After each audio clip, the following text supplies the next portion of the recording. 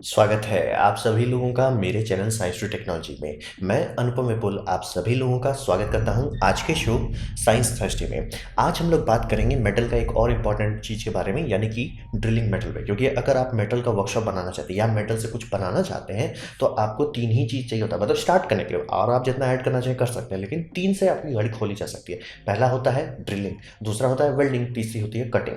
अगर ये तीन चीज़ आप कर पाते हैं अपने होम शॉप में, या वेल्डिंग के बिना हम लोग इतना साल तक चल रहे थे, इसलिए वेल्डिंग के बिना भी काफ़ी दूर तक जा सकते हैं। लेकिन ड्रिलिंग बहुत ही महत्वपूर्ण चीज़ होता है। तो आइए समझते हैं। तो ड्रिलिंग को एकदम थोड़ा सा सिंप्लीफाई कर देते हैं। ड्रिल का मतलब होता है सर्कुलर होल आप मेटल में बना रहे हो, यहाँ पे जिस टॉपिक पर हम बात कर रहे हैं। और मेन चीज़ ये होता है कि आप होल किसी में किसी भी चीज़ से बना सकते हैं। आप पत्थर फेंक के बहुत जोर से, वो भी छेद कर देगा मेटल में। और नहीं मानो तो गोली से प्यू प्यू करके भी आप छेद कर सकते हैं, वो बात नहीं है। यहाँ पे आप नॉन डायमेंशन पे काम कर रहे हैं, यही मेन क्रिटिकल पॉइंट होता है। इसी को इंजीनियरिंग कहा जाता है। आपका डायमीटर और डेप्थ दोनों फिक्स होता है। आप पहले से बैठेंगे कि मुझे 5 मिलीमीटर का होल बनाना है, और मान लीजिए वो 3 मिलीमीटर गहरा होगा, 3 थोड़ा कम हो गया, 30 मिलीमीटर होगा, तो आप वैसा बनाएंगे। मतलब पहले भी आप स्टार्ट करेंगे, उसके बाद करेंगे, वो एक्जैक्टली मैच करेगा। नॉन डायमेंशन इंपॉर्टेंट बात होता है। ये बस ऐसा नहीं बस कांटी ठोक रहे हैं दीवार में या बस भर भर करती है, वैसा नहीं है। यहाँ पे नॉन डायमेंशन सबसे इंपॉर्टेंट बात होता है। और फिर ये समझिए कि अब बहुत लोगों को लगता है कि ये इंपॉर्टेंट क्यों है। इस बार मुझे ये अच्छा लगा कि इंडियन गवर्नमेंट इसे एजुकेशन सब में डालने की कोशिश कर रही है, क्योंकि हर चीज़ दुनिया में इसी तरह से बनता है। जैसे कि हम लोग आईआईटी को बहुत ज़्यादा वैल्यू देते हैं, लेकिन आईटीआई को ध्यान नहीं देते। अब आप ये समझिए, आईटीआई जो है, मतलब जो टेक्निकल डिपार्टमेंट लोग मैनेज करते हैं, जो मतलब आपको सिखाते हैं मेटल कैसे काटना है, जिनका काम होता है ड्रिल करना, टेक्निकल ड्राइंग ना, वो सब नहीं रहेगा तो आपका ऊपर का फाउंडेशन नहीं बनेगा। ये मतलब आईआईटी जैसे आप देख रहे हैं, वो समझिए एक बिल्डिंग है, लेकिन आप भूल जा रहे हैं कि बिल्डिंग का नींव क्या है। वो जो लोग हैं जो लेथ मशीन पे काम कर रहे हैं, ड्रिल पे, जिसको हम लोग नीचे देखते हैं कि नीचे वाले लोग हैं, लेकिन वो लोग नहीं काम करेंगे तो आपके पास कुछ नहीं बनेगा। आप मतलब सेमीकंडक्टर इंडस्ट्री के बारे में बात करेंगे, जैसे कि सिलिकॉन फैब्रिकेशन आप देख रहे हैं, उसमें आप कितना बेट लगाना चाहते हैं कि उसमें 1 लाख से ज़्यादा स्क्रूज बोल्ट नट लगे हुए हैं। कितना बेट लगाना चाहिए, मतलब लाखों चीज़ लगता है एक मशीन को बनाने में। और उस मशीन को बनाने के लिए जितना चीज़ लगता है, उस सब में ड्रिलिंग, मिलिंग, ये सब ऑपरेशन बहुत इंपॉर्टेंट होता है। ये बहुत ही महत्वपूर्ण बात है। हम लोग इसको इग्नोर कर दे रहे थे, इसका कीमत भर रहे थे। तो इस बार गवर्नमेंट इसे मतलब फोकस कर रही है। यही सोचिए, मतलब यूएस में, यूरोप में, ये सब में सीधा था कि स्कूल में सिखाया जाता था, मतलब वुड पे करवाते थे, और जो सीखने का इंटरेस्ट रहता था वो वुड से सीख लेता था और फिर मेटल में चला जाता था। ये बहुत ज़रूरी है, कोर ऑफ एवरीथिंग है। आपको कुछ भी करना है, मतलब साइंस का कोई मतलब नहीं सिर्फ अगर वो किताब में रह जाता है। अगर उससे आप कुछ बनाना चाहते हैं, उसे इंजीनियरिंग में लाना चाहते हैं, या कल को कोई अपने लिए कुछ बनाना चाहते हैं कि ठीक है मैं इस पे नया साइंस पे मेहनत करना चाह रहा हूँ, नया कुछ करना चाह रहा हूँ, आपके पास इसकी अंडरस्टैंडिंग होनी चाहिए। तो ये एकदम बहुत ज़रूरी है। इसको मतलब नीची नज़र से गलती से भी ना देखें कि जो लोग मशीन शॉप खोलते हैं पढ़ा लिखा नहीं है, नहीं, वो लोग काम करना बंद कर दिया, आप लटक जाओगे। तो ये समझिए, और ये हर चीज़ में किया जाता है। मेटल के बारे में तो आज हम बात ही कर रहे हैं, वुड तो आपको पता ही होगा। ग्लास में भी किया जाता है और कंक्रीट में भी करते हैं। प्लास्टिक में आप गला सकते हो, लेकिन प्लास्टिक में करने में मेन दिक्कत होता है कि वो गर्म हो जाता है, गर्म होने से एक्सपैंड हो जाता है, तो डायमेंशन जो है थोड़े होच-पोच हो जाते हैं। तो प्लास्टिक केस में कोशिश की जाती है कि मोल्ड जब बनाया जा रहा है उसी में उसको होल दिया जाए। और अब तो हमारे केस में कहीं इंसानियत इकलौता मतलब स्पीशीज़ बन गया जो ड्रिल जो है मार्स पे कर रहा है। हम मार्स पे ड्रिल बिट डाल चुके हैं। तो समझ लीजिए कि ये बहुत ही महत्वपूर्ण चीज़ है। मतलब आप उतना वैल्यू भले नहीं देते होंगे इसको, लेकिन ये बहुत ही इंपॉर्टेंट औजार है। और मतलब जिस देश में अच्छे लोग होंगे जो अच्छा सा ड्रिलिंग टैपिंग सब कर सकते हैं, काफ़ी आगे, मतलब आपको देख के पता चल जाएगा कि उसकी मशीन अच्छी होती है। तो यहाँ पे समझते हैं बहुत सारे टाइप होते हैं, मतलब ऐसा नहीं बस ड्रिल कर दिया। तो यहाँ पे समझिए जो सबसे सिंपल ड्रिल आप देखे ही होंगे हर जगह, उसे हम लोग कहते हैं थ्रेडेड होल, यानी कि स्क्रू डालने के लिए बनाया जाता है। ये सब आप देखेंगे अपने रिमोट में, मतलब टीवी में, हर जगह जनरली ये सबसे आम तौर पे इस्तेमाल होता है। लेकिन इसको करने के लिए अलग औजार चाहिए होता है। इसे हम लोग टैप से जनरली बनाते हैं। तो टैप मतलब ये पहला एक औजार हो जाता है जो इस्तेमाल करते हैं। फिर दूसरा होता है नॉर्मल ड्रिलिंग, जो मतलब जो आप इस तरह से नॉर्मली कर सकते हैं। ये ड्रिलिंग होती है, इसमें दो तरह की आती है। एक होता है थ्रू होल ड्रिलिंग, यानी कोई भी आपका मटेरियल है उसके आर पार चले गए तो उसे कहा जाएगा थ्रू होल ड्रिलिंग। नहीं आ पाएगा, जैसे ये दीवार है, दीवार में आप कभी भी जनरली ड्रिल नहीं करते हैं थ्रू होल। आपको जैसे मान लीजिए इस दीवार पे मैंने ये टीवी लगाया हुआ है, तो उसके लिए आप क्या करते हैं, उसे कहा जाएगा ब्लाइंड होल कर रहे हैं, यानी कि ड्रिल करके अंदर घुसे लेकिन दूसरी तरफ नहीं निकले, तो उसे ब्लाइंड होल कहा जाएगा। तो वहीं पर मान लीजिए किसी का काम है एसी का पाइप आर पार कर जाना, तो वो थ्रू होल करेगा। लेकिन एसी को एंकर करना है दीवार पे, तब वो ब्लाइंड होल करेगा। और हर के लिए अलग अलग तरह के औजार इस्तेमाल होते हैं। जनरली ट्विस्ट ड्रिल जो है, जो आपको नॉर्मल इस तरह का दिखेगा, ट्विस्ट ड्रिल आपको जो इस्तेमाल होता है, ये इस्तेमाल किया जाता है नॉर्मल होल और ब्लाइंड होल के लिए। टैप आता है अलग से चूड़ी बनाने के लिए, मतलब समझिए आप ड्रिल से पहले होल बना लेंगे, फिर चूड़ी काटने के लिए आप अलग से टैप का इस्तेमाल करेंगे। अब यहाँ पे समझिए ये सब जो अब मैंने आपको बताया, ड्रिल करना, नॉर्मल होल इस्तेमाल करना, ये सब ठीक ठाक छेद दे देता है। जैसे आप 5 मिलीमीटर बोलते हैं तो 5 के काफ़ी आसपास रहेगा, मतलब 5 से थोड़ा सा ज़्यादा रहेगा, थोड़ा सा कम रहेगा, लेकिन काफ़ी पास रहेगा, मतलब नॉर्मल काम के लिए काम चल जाता है। लेकिन वहीं पे आपको प्रिसीजन फिट चाहिए, जैसे कि इंजन ब्लॉक के केस में हो गया कि इंजन ब्लॉक है और उसके ऊपर दूसरा जो सरफेस है वो मेट करेगा, एकदम सॉलिड फिट होगा, तो वहाँ पे आपका जो डाउल पिन्स होंगे, जो मेटल रॉड दिया जाता है गाइड तौर पे, वो एकदम प्रिसाइज होना चाहिए।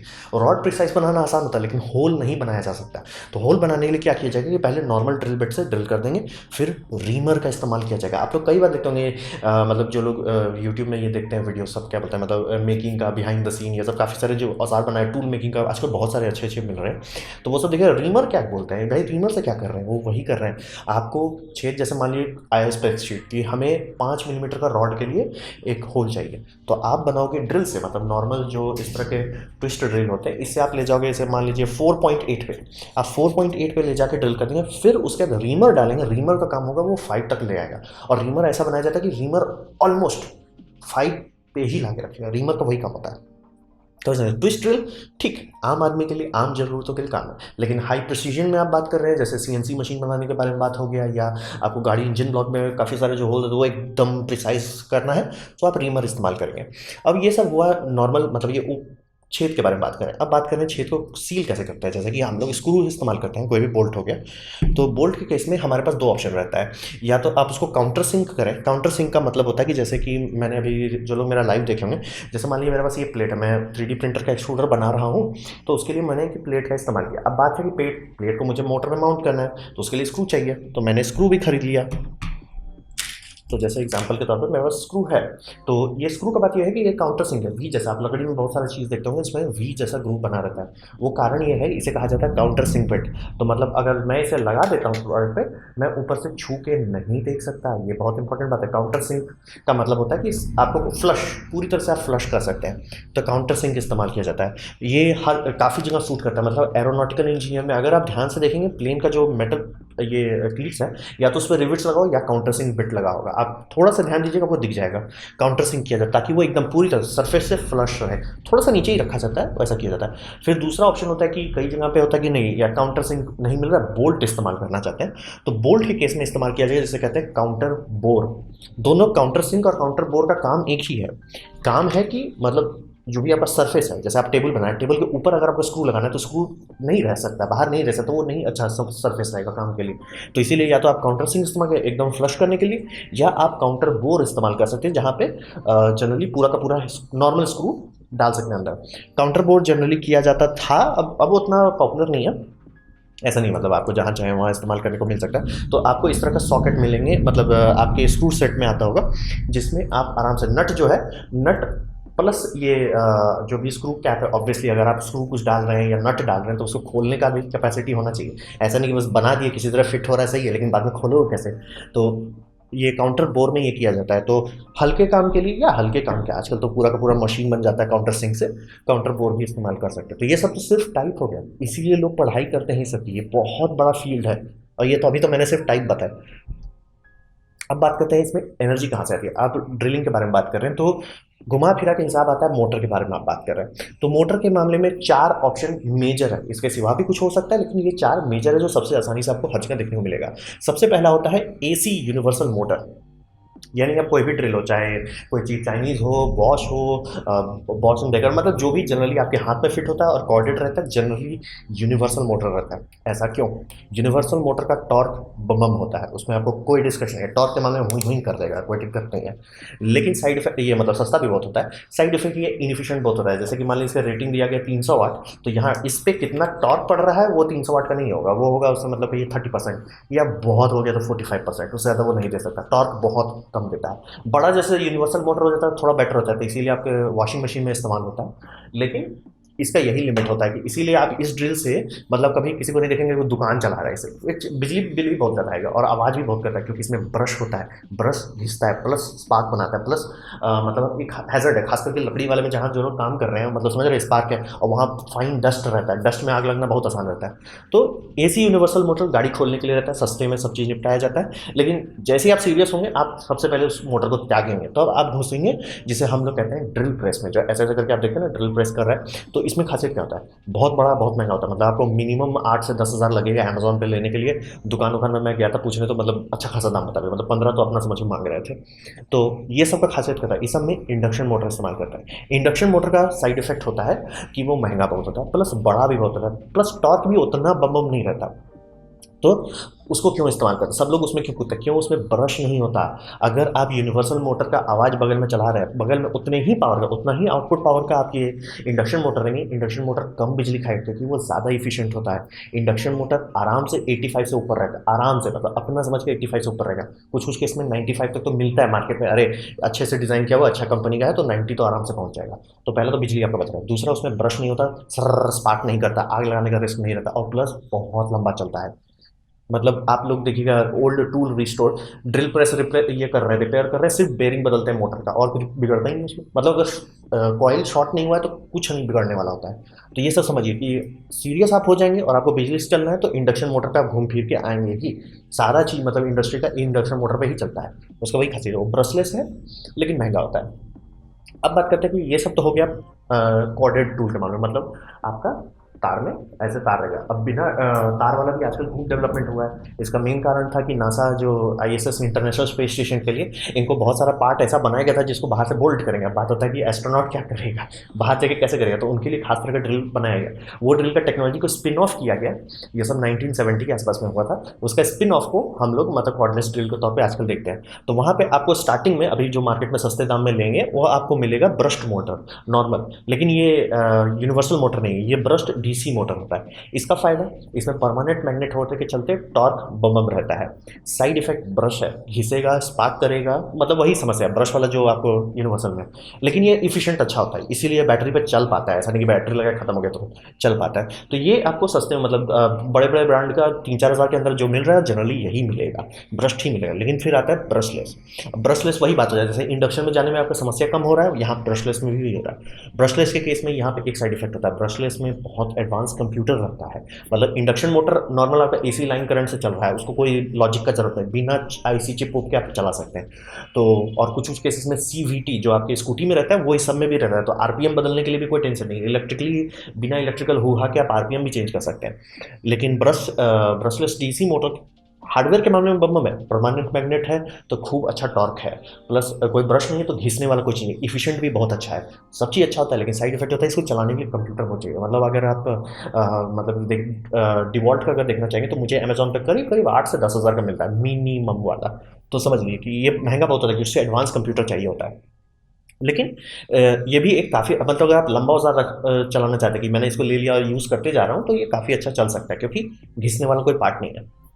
तो ये सब तो क्या सिर्फ मोटर के मामले में, ये 4 ऑप्शंस आपको जनरली देखने को मिलेगा। और एक बात ज़रूर समझे, right RPM for the right job, यानी कि अगर आप लकड़ी का ड्रिल प्रेस रखते हैं, ड्रिल प्रेस को खोल के देखते हैं, हमारे यहाँ इंडिया में आपको ज़्यादा सीवीटी वाला नहीं मिलेगा, लेकिन आपको बहुत सारे मिलेगा पुली रहता है ऊपर। वो पुली क्यों है, बनाने वाले ने ऐसा बनाया है कि आप पुली चेंज कर सकते हो। जैसे मान लिया आप प्लाईवुड पे काम करते हैं, अलग आरपीएम पे रखेंगे, जैसे कि मान लीजिए 1500, मान के चलिए 1500 पे आप रखते हैं। फिर वहीं पे कुछ लोग एल्यूमिनियम पे काम करते हैं, वो क्या करेगा 1500 पे नहीं रखेगा, उसको बेल्ट चेंज कर देगा कि 1000 पे आ जाए। वहीं कोई स्टील पे काम कर रहा है, ए भैया आ जाओ 800 पे आ जाओ। तो वो समझिए सही चीज़ के लिए सही आरपीएम आपको, मतलब मशीन हैंडबुक आते हैं वो सब में लिखा रहता है, इंजीनियरिंग हैंडबुक कर कैसे आते हैं, जिसमें आपको ये सब सिखाया जाएगा कि किस औजार के लिए कितना रहेगा। और प्लस अगर आप मटेरियल में अगर आप जाएंगे और गहराई में उतरेंगे, जैसे एल्युमिनियम बोलते हैं तो एल्युमिनियम के बहुत सारे ग्रेड आते हैं, 6600 आता है, 62000 आता है, 2084, मतलब अलग अलग एल्युमिनियम आते हैं। वो सब पे लिखा रहेगा कि मतलब इस आरपीएम पे ये सबसे बढ़िया काम करता है। तो वैसे समझिए आरपीएम बहुत इंपॉर्टेंट है, इसीलिए कोशिश करें कि अगर आप ड्रिल पहरा ले रहे हैं तो ऐसा ना लें जिसमें बस ऑन ऑफ हो, कोशिश करें कि उसमें आरपीएम का सेटिंग मिल जाए, वो अच्छा रहता है। जैसे ये मेरे केस में है आरपीएम इसका 2600 आरपीएम, ये काफ़ी है, मतलब लकड़ी उकड़ी संभाल सकता है और मतलब दीवार वाल में मैं छेद कर सकता हूँ, लेकिन उससे ज़्यादा कुछ नहीं। मेटल छुआ इससे इसका आरपीएम बहुत ज़्यादा है, बिट बहुत जल्दी डल होने लगेगा या टूट भी सकता है। स्टील तो छू ही नहीं सकता मैं, एल्युमिनियम भले मार सकता हूँ लेकिन स्टील तो छू भी नहीं सकता। तो इसे आरपीएम बहुत इंपॉर्टेंट होता है। फिर बिट्स जो आते हैं अलग अलग बिट अलग अलग काम के लिए बनाए जाते हैं। जैसे मेसनरी बिट होती है जिसके ऊपर में एक थोड़ा सा शवल जैसा फेस रहता है, वो सीमेंट उमेंट के लिए बम्बा। फिर एक बिट आता है जो मेटल के लिए बनाया जाता है, फिर लकड़ी के लिए अलग बिट आता है। तो ये बात एकदम समझ लें, एक दूसरे का बिट एक दूसरे में इस्तेमाल कर सकते हैं हाथ पर मतलब लगा के, लेकिन उससे कोई फ़ायदा नहीं होगा, नुकसान नहीं होगा। तो जैसे right RPM for right job, right tool tips यानी कि ड्रिल बिट भी उसी के लिए आता है। तो ये तो हो गया सिर्फ ऊर्जा के बारे में, यूनिवर्सल मोटर से लेके, इंडक्शन मोटर से लेके, ब्रश्ड डीसी मोटर से लेके ब्रशलेस डीएसी मोटर तक हम लोग आ चुके हैं। अब बात करते हैं यहाँ पे, अगर आप प्रोडक्शन कर रहे हैं, यानी कि मान लिया आपको ड्रिल प्रेस आप इस्तेमाल कर रहे हैं और या कोई भी आपकी सीएनसी मशीन एक तौर का ड्रिल प्रेस का बड़ा भाई है, तो वहाँ पे आपको कूलिंग के बारे में सोचना पड़ता है। कूलिंग इसलिए है कि अगर आप बीच बीच में ड्रिल कर रहे हो उतना टेंशन नहीं है, लकड़ी में उतना टेंशन नहीं है। मेटल लड़ाई झगड़ा करने वाला आदमी है, तो मेटल जब आपके ड्रिल बिट से घिसता है तो ड्रिल बिट गर्म हो जाता है। अब प्रॉब्लम यह है कि यहाँ पे आप बहुत एनर्जी के बारे में बात कर रहे हैं, जैसे नॉर्मल ड्रिल प्रेस के बारे में बात कर रहे हो, आराम से 750 वाट से लेके 800 वाट तक आराम से उतना एनर्जी खा रहा है। उतना एनर्जी बदल किस चीज़ में रहा है, तो वही समझिए उतनी एनर्जी है वो टेम्परेचर में बदल जा रही है, आपका पार्ट घिस रहा है, समझे, वो घिस रहा है पार्ट के। तो कुछ कुछ केसेस में कि मेटल ऐसे होता है, जैसे टाइटेनियम मेटल सबसे सब लोग नफरत करते हैं उससे, क्योंकि टाइटेनियम में अगर आप ड्रिल करेंगे तो चिप जो है, चिप ठंडा निकलेगा, जो मतलब काट के चिप निकालेगा, लेकिन पार्ट गर्म हो जाता है, ये उसका सबसे बड़ा समस्या है। फिर एल्युमिनियम का ये है कि चिप निकालेंगे बहुत कम एनर्जी में लगता है तो गर्म उतना नहीं होता, लेकिन चिपक जाता है, ड्रिल बिट पे चिपक जाता है, ले एक समस्या हो गई। स्टील तो लड़ाई झगड़ा करने लग जाता है। तो समझिए हर के साथ ये बैलेंस करना होता है।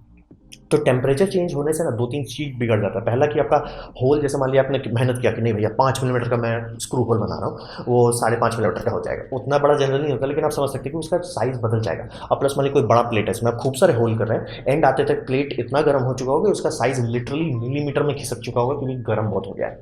और ये आप उस टाइम नापेंगे तो आपको सही दिखेगा, क्योंकि आप नाप के कर रहे हो हर चीज़, लेकिन जैसे वो ठंडा हो गया, जैसे मान लीजिए गर्म करने टाइम बोल रहा हूँ, जिस टाइम आप उसमें मशीनिंग कर रहे थे वो 40 डिग्री सेल्सियस पे पहुँच गया, या 50 या 60 डिग्री सेल्सियस पहुँच गया, उस हिसाब से वो एक्सपेंड कर गया। लेकिन आपने नाप उप के सब चीज़ कर रहे थे और उसके बाद रूम टेम्परेचर हुआ ठंडा होने के बाद, तब ले सब चीज़ मेरा आउट ऑफ स्पेक हो गया है।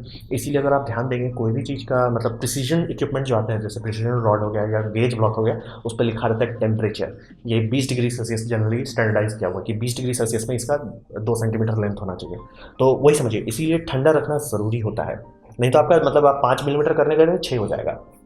तो ये समझिए। और जो चिप बनता है वो जनरली सब चीज़ को जाम कर देता है, इसीलिए जो हम लोग फ्लूट देखते हैं मशीन्स में, जो फ्लूट होते हैं, जो मतलब चूड़ी जैसा आप देखते होंगे, इसको बनाया ऐसा जाता है कि ये इसी के इस्तेमाल करके कचरा बाहर निकल जाए, जो काट रहे हैं वो बाहर निकल जाए।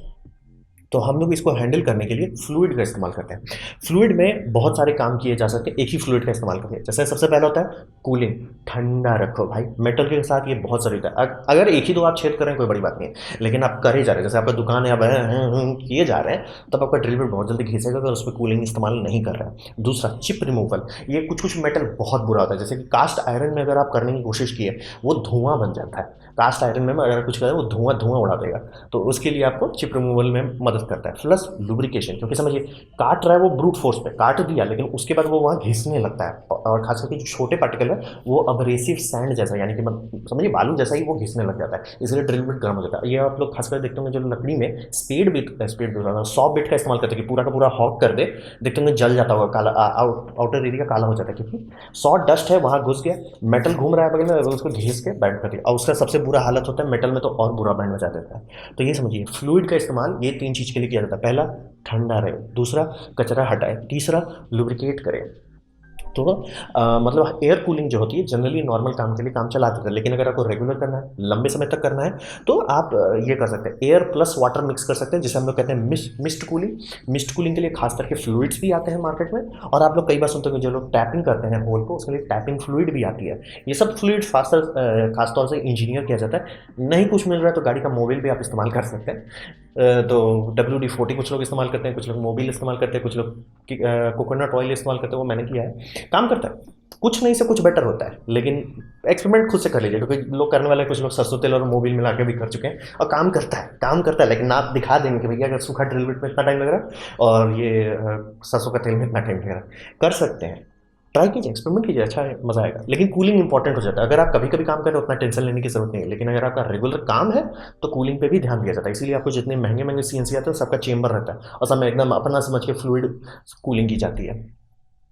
अब बात करते हैं, सपने तो हमने बड़े बड़े दिखाए, तो दाम पे आते हैं। ये समझिए मेटल वर्किंग का सबसे पहला स्टेप है। आप मेटल मतलब काट के ही आपको जनरली बेचा जाता है, तो आपको काटने का भी कोई टेंशन नहीं है। लेकिन आप अगर आप ड्रिल कर सकते हैं तो आराम से टेबल बना सकते हैं, चेयर बना सकते हैं। तो ड्रिल अगर आप कर पाते हैं तो ये कर सकते हैं, और इसमें आप बहुत सस्ते में आप गाड़ी खोल सकते हैं। जैसे कि मैंने बताया मेरे पास ये ड्रिल बिट है, आप लोगों से काफ़ी लोगों के घर में इसी तरह का कोई ना कोई होगा ही। और नहीं भी अगर चाहे तो ब्लैक एंड डेकर का, जिसमें स्पीड कंट्रोल मिल रहा है, सबसे सस्ता बता रहा हूँ। महंगा चाहे तो आप महंगा भी ले सकते हैं, लेकिन सस्ते की बात कर रहा हूँ, सस्ते में वो काफ़ी सस्ता में, मतलब 2000 के अंदर आपको मिल सकता है अच्छा ड्रिल सिस्टम।